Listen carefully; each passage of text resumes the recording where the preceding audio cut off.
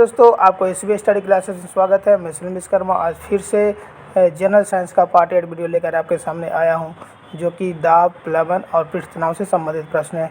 दोस्तों, इस वीडियो को प्रश्न बताने से पहले आपसे रिक्वेस्ट करते हैं कि मेरे चैनल को सब्सक्राइब करें, वीडियो लाइक करें, कमेंट करें और साथ में बेल आइकन जरूर दबाएं, जो कि टाइम टाइम नोटिफिकेशन आपको मिलता रहे। दोस्तों, चलते हैं प्रश्नों की तरफ। पहला प्रश्न क्या बोल रहा है? पहला प्रश्न है, किसी सतह के एकांक क्षेत्रफल पर लगने वाला बल को क्या कहते हैं? तो उसे क्या कहते हैं? उसे दाब कहते हैं।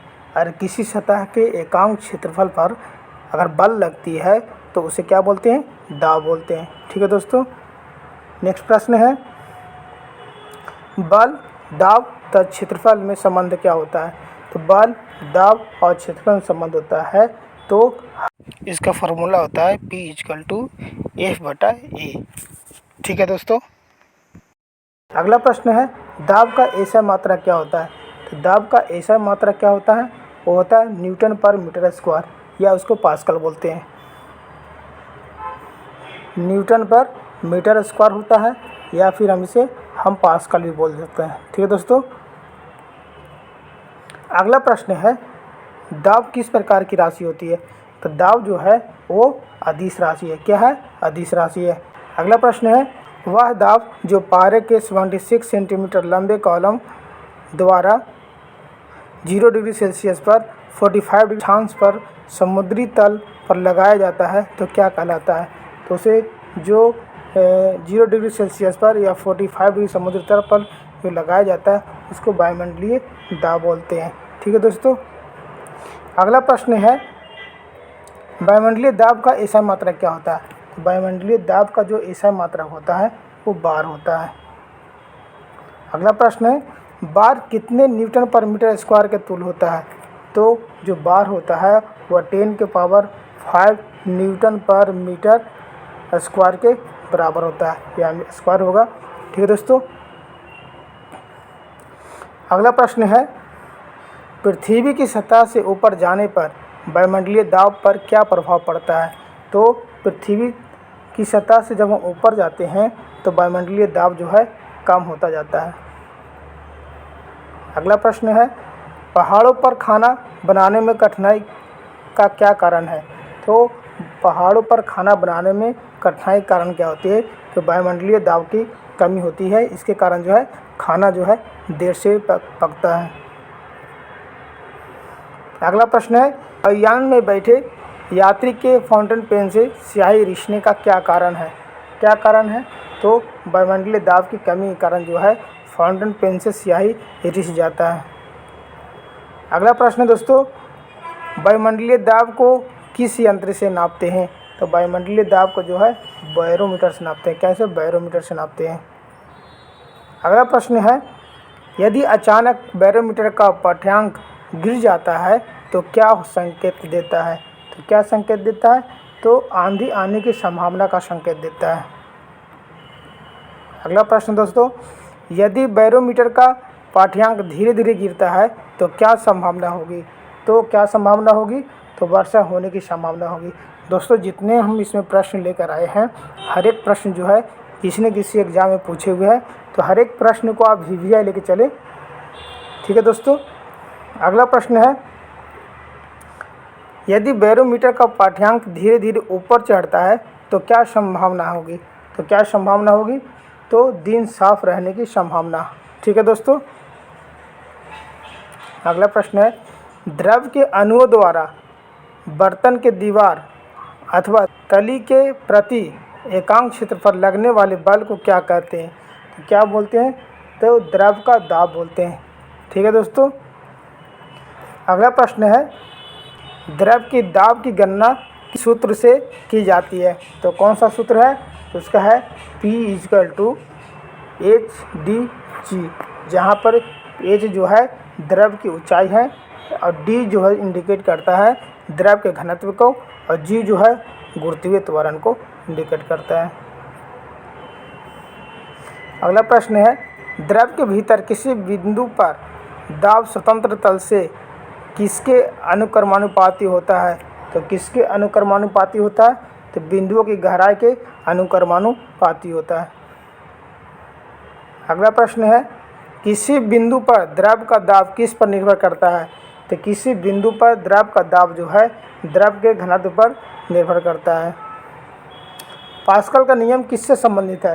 तो पास्कल का जो नियम है वो द्रव दाब से संबंधित है। ठीक है दोस्तों, द्रव और दाब से संबंधित है। अगला प्रश्न है, पास्कल के नियम पर आधारित यंत्र कौन सा है? तो पास्कल के नियम पर आधारित यंत्र है हाइड्रोलिक लिफ्ट है, हाइड्रोलिक प्रेस है और हाइड्रोलिक ब्रेक है। ये तीनों जो है पास्कल के नियम पर आधारित यंत्र हैं। द्रव की दाब किस पर निर्भर नहीं करता? तो द्रव की दाब जो है किस पर निर्भर नहीं करता? उस पात्र के आकार या आकृति पर जिसमें द्रव रखा जाता है, उस पर जो है द्रव का दाब निर्भर नहीं करता। अगला प्रश्न है, गर्म करने पर जिन पदार्थों का आयतन बढ़ता है, दाब बढ़ने पर उसमें उनके गलनांक पर क्या प्रभाव पड़ता है? तो गलनांक भी उसका जो है बढ़ता जाता है। अरे किसी गर्म करने पर जिन पदार्थों को आयतन बढ़ता है तो दाब बढ़ने पर उनके गलनांक पर क्या प्रभाव पड़ेगा? तो गलनांक भी जो है बढ़ता जाता है। अगला प्रश्न है, गर्म करने पर जिन पदार्थों को आयतन घटता है तो दाब बढ़ाने पर उनके गलनांक पर क्या प्रभाव पड़ेगा? तो उसका गलनांक भी कम होता जाएगा। अगला प्रश्न है, सभी द्रव्यों के क्वथनांक पर दाब का क्या प्रभाव पड़ता है? तो क्या प्रभाव पड़ेगा? क्वथनांक बढ़ जाता है। अगला प्रश्न है, द्रव का घनत्व किस यंत्र से नापा जाता है? तो द्रव का जो घनत्व है हाइड्रोमीटर से नापा जाता है। अगला प्रश्न है, दूध की शुद्धता की जांच किस यंत्र द्वारा की जाती है? तो दूध की शुद्धता जो है वो लैक्टोमीटर द्वारा। अगला प्रश्न है, पानी की भरी बोतल में सबसे अधिक दाब कहाँ होगा? तो सबसे अधिक जो दाब होगा वो बोतल की पेंदी पर होगा। कहाँ पे होगा? बोतल की पेंदी पर। ब्रिटिश थर्मल यूनिट कितने कैलोरी के तुल्य होता है? तो ब्रिटिश थर्मल यूनिट जो होता है 252 कैलोरी के तुल्य होता है। अगला प्रश्न है, दरवाजे को धक्का देने पर कौन सा बल लगता है? तो दरवाजे को धक्का देने पर जो है आकर्षण बल लगता है। अगला प्रश्न दोस्तों, द्रव का वह गुण जिसके कारण वह वस्तुओं पर ऊपर की तरफ एक बल लगता है उसे क्या कहते हैं? तो उसे उत्प्लावक बल बोलते हैं। अगला प्रश्न है, उत्प्लावक बल वस्तुओं द्वारा हटाए गए द्रव के गुरुत्व केंद्र पर कार्य करता है, उसे क्या कहते हैं? उसे उत्प्लावन बल कहते हैं। अगला प्रश्न है, आर्किमिडीज का नियम किससे संबंधित है? तो आर्किमिडीज का नियम जो है प्लवन से संबंधित है। अगला प्रश्न है, आर्किमिडीज किस देश के निवासी थे? तो आर्किमिडीज जो थे वो ग्रीस देश के निवासी थे। अगला प्रश्न है, वस्तु के घनत्व और 4 डिग्री सेल्सियस पर पानी के घनत्व के अनुपात को क्या कहते हैं? तो उसे बोलते हैं आपेक्षित घनत्व बोलते हैं। क्या बोलते हैं? आपेक्षित घनत्व। अगला प्रश्न दोस्तों, आपेक्षित घनत्व को किससे नापा जाता है? तो आपेक्षित घनत्व को जो है हाइड्रोमीटर से नापा जाता है। अगला प्रश्न दोस्तों, घनत्व का सूत्र क्या होता है? तो घनत्व का सूत्र होता है द्रव्यमान बटा आयतन। ठीक है दोस्तों, इसका मात्रक होता है किलोग्राम पर मीटर क्यूब। अगला प्रश्न है, नदी के जल की अपेक्षा समुद्र के जल में तैरना क्यों आसान होता है? तो क्यों आसान होता है? तो समुद्र के जल का घनत्व जो है अधिक होता है। अगला प्रश्न है, कोई नाव पानी में कब डूब जाती है? तो कब डूब जाती है? तो अपने आयतन के बराबर पानी हटाने पर। अगर वह अपने आयतन के बराबर पानी को जब हटा देगा तो नाव जो है पानी में डूब जाएगी। अगला प्रश्न दोस्तों, एक बर्फ का टुकड़ा पानी पर तैरता है तो उसका कितना भाग पानी से ऊपर रहता है?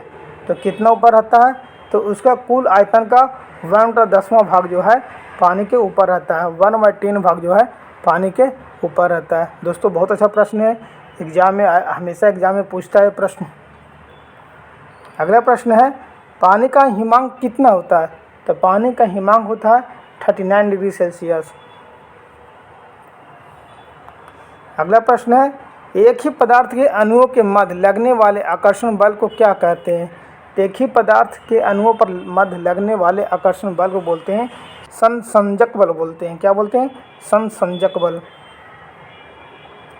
अगला प्रश्न है गैसों में संसंजक बल का मान कितना होता है, तो क्या होता है? नगण्य होता है। अगला प्रश्न है दो भिन्न पदार्थों के अणुओं के बीच लगने वाले आकर्षण बल को क्या कहते हैं, तो क्या बोलते हैं? आसंजक बल बोलते हैं। किस बल के कारण एक वस्तु दूसरी से चिपकती है, तो किस बल के कारण जो है वस्तु एक दूसरे से चिपकती है, तो आसंजक बल के कारण जो है एक दूसरे से चिपकती है। अगला प्रश्न है द्रव के स्वतंत्र पृष्ठ में कम से कम क्षेत्रफल प्राप्त करने की प्रवृत्ति होती है जिससे उसका पृष्ठ सदैव तनाव की स्थिति में रहता है, इसे क्या कहते हैं, तो उसे क्या बोलते हैं? उसे पृष्ठ तनाव बोलते हैं। अगला प्रश्न दोस्तों पृष्ठ तनाव का ऐसा मात्रक क्या होता है, तो पृष्ठ तनाव का ऐसा मात्रक होता है न्यूटन पर मीटर। क्या होता है? न्यूटन पर मीटर होता है।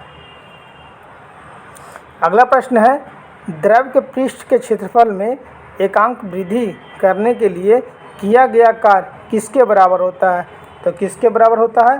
द्रव के पृष्ठ तनाव के बराबर होता है।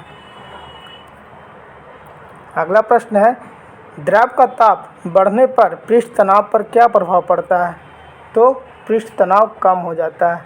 द्रव का ताप जब पृष्ठ तनाव पर पड़ता है तो क्या होता है? पृष्ठ तनाव कम हो जाता है।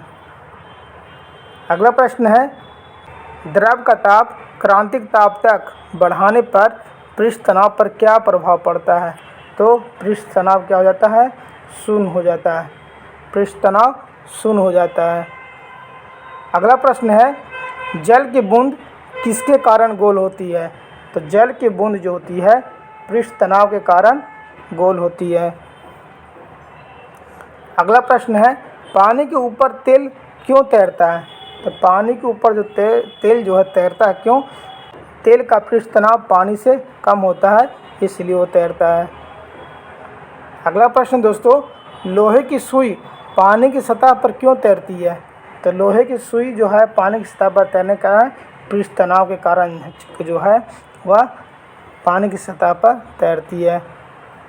अगला प्रश्न है एक ऐसी खोखली नली जिसकी त्रिज्या बहुत कम तथा एक समान होती है क्या कहलाती है, तो केश नली कहलाती है। क्या कहलाती है? केश नली कहलाती है। केश नली में द्रव से ऊपर चढ़ने या नीचे उतरने की घटना को क्या कहते हैं, तो क्या बोलते हैं? केशिकत्व बोलते हैं। अगला प्रश्न है किस सीमा तक द्रव केश नली में चढ़ता है या उतरता है, या किस पर निर्भर करता है, तो ये निर्भर करता है केश नली की त्रिज्या पर निर्भर करता है।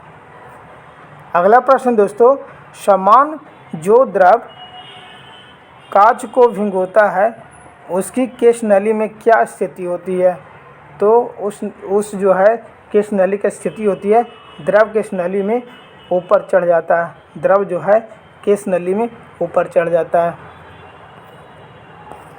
अगला प्रश्न है जो द्रव कांच को नहीं भिगोता है उसकी केश नली में क्या स्थिति होती है, तो क्या स्थिति होती है? द्रव केश नली में नीचे उतर जाता है। अगला प्रश्न है लालटेन या लैंप की बत्ती किस कारण जो है तेल ऊपर चढ़ता है, तो केशिकत्व के कारण जो है तेल ऊपर चढ़ता है। बहुत दोस्तों जितने प्रश्न हम लिए हैं सभी प्रश्न वेरी इंपॉर्टेंट है, तो आप वीडियो को स्किप न करें, वीडियो पूरा देखें। अगला प्रश्न है पेड़ पौधे की शाखाओं तनों एवं पत्तियों तक जल और आवश्यक लवण किस क्रिया के द्वारा पहुँचते हैं, तो पहुँचते हैं केशिकत्व के कारण जो है पहुँचते हैं। अगला प्रश्न है साबुन डिटर्जेंट आदि जल की किस क्रिया को कम कर देते हैं जिसमें वो मैल की गहराई तक जाकर कपड़ों को साफ करते हैं? तो क्या करते हैं? केशिकत्व के कारण जो है कपड़ों को साफ करते हैं। अगला प्रश्न है, साबुन के घोल के बुलबुले बड़े क्यों होते हैं? तो साबुन के घोल के बुलबुले बड़े होने का कारण क्या है?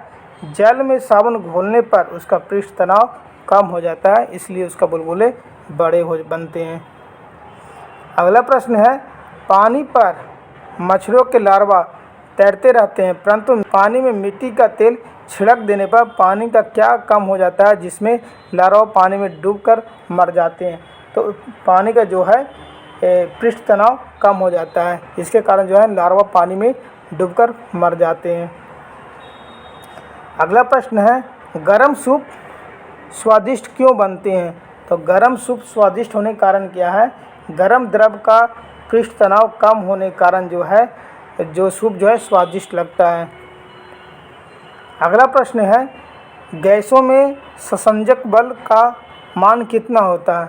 तो गैसों में संसंजक बल का जो मान होता है वो नगण्य होता है। अगला प्रश्न दोस्तों, पानी का अपेक्षित घनत्व सर्वाधिक किस ताप पर बनता है? तो पानी का अपेक्षित घनत्व जो है सर्वाधिक 4 डिग्री सेल्सियस पर बनता है। दोस्तों टोटल 65 प्रश्न थे, तो इस वीडियो का प्रश्न जो है यहाँ पे ख़त्म करते हैं। तो दोस्तों आप लोग से रिक्वेस्ट करते हैं कि मेरे चैनल को सब्सक्राइब करें, वीडियो लाइक करें, शेयर करें, कमेंट करें और साथ में बेल आइकन जरूर दबाएं जो कि टाइम टू टाइम नोटिफिकेशन आपको मिलता रहे। Thanks for watching my video. जय हिंद दोस्तों।